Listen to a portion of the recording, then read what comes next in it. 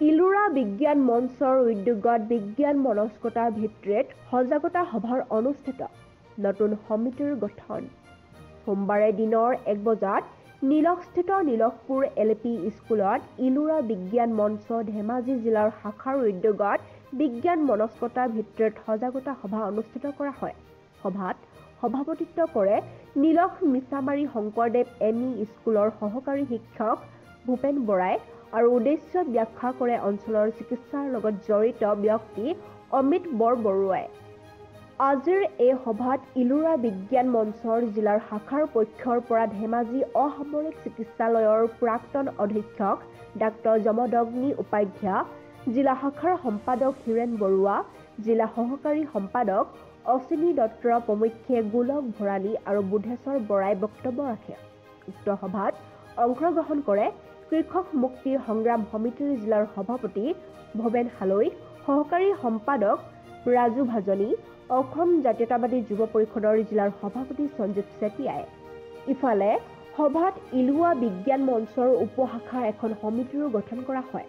উক্ত উপশাখা সমিতিৰ সভাপতিত্ব দায়িত্ব অৰ্পণ কৰা হয় ভূপেন বৰা, উপ সভাপতি অনিল বৰদলৈ, সম্পাদক অমিত বৰবৰুৱা, সহকাৰী সম্পাদক ভৱেন হালৈ।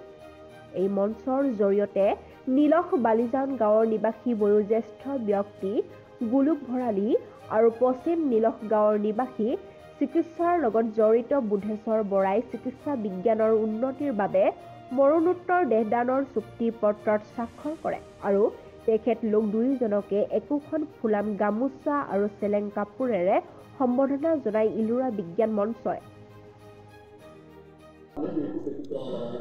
ইলোৱা বিজ্ঞান মঞ্চ অসমত প্ৰতিষ্ঠা হোৱা আজি প্ৰায় 20 বছৰ হৈছে। আমাৰ ধেমাজিত এই সংগঠন গঢ়ি তোলা এবছৰ হৈছে আৰু নীলক অঞ্চলত আমি আজি আহিছোঁ প্ৰচাৰৰ কাৰণে, সংগঠনটো সম্প্ৰসাৰণ কৰাৰ কাৰণে। এই বিজ্ঞান মঞ্চৰ মূল উদ্দেশ্য হৈছে অন্ধবিশ্বাস, কুসংস্কাৰ এইবিলাকৰ বিৰুদ্ধে অবিৰাম যুঁজ কৰা। আমাৰ সমাজত আজি স্বাধীনতাৰ এই 75-77 বছৰ পাছতো আমাৰ সমাজবিলাকত যি ধৰণৰ অন্ধবিশ্বাসে কুসংস্কাৰে গা কৰি উঠিছে, সমাজত সেইবিলাক একেবাৰে ধৰা বন্ধা নীতি নিচিনা কিছুমান প্ৰথা প্ৰচলিত হৈ আছে।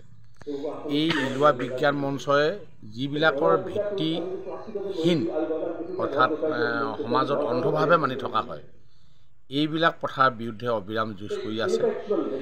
ইয়াৰ উপৰিও বিজ্ঞানক গঢ়ি তোলাৰ কাৰণে, বিজ্ঞান দৃষ্টিভংগী মানুহৰ মাজত সম্প্ৰসাৰণ কৰাৰ কাৰণে আজি ইলোৱা বিজ্ঞান মঞ্চ অহৰহ চেষ্টা চলাই আছে।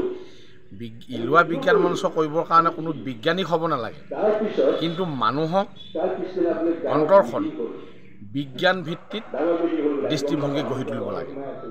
এইটোৱে হৈছে ইলোৱা বিজ্ঞান মঞ্চৰ মূল উদ্দেশ্য। আৰু লগতে ইলোৱা বিজ্ঞান মঞ্চই মৃত্যুৰ পাছতো মানুহক সেৱা কৰাৰ কাৰণে কেইটামান কাম কৰি আহিছে, যেনে মৰণোত্তৰ দেহদান, অংগদান, চকুদান। এইবিলাক মৃত্যুৰ পাছত যাতে এইবিলাকক অধ্যয়ন কৰি মানৱ সমাজৰ উপকৃত কৰিব পৰা যায়। চিকিৎসা বিজ্ঞানৰ ছাত্ৰ ছাত্ৰীসকলে এইবিলাকক অধ্যয়ন কৰি আৰু কাৰোবাৰ প্ৰয়োজনত কিডনী, চকু এইবিলাক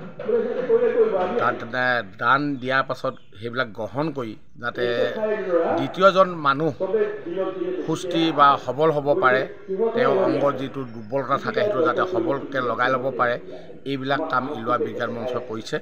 আৰু চিকিৎসা বিজ্ঞানক বিশেষ অৰিহণা যোগাইছে দেহবিলাক দান কৰি পিনে। ইলোৱা বিজ্ঞান মঞ্চৰ যোগেদি অসমত প্ৰায় এতিয়ালৈকে 300ৰো অধিক মানুহে দেহ দান কৰিছে।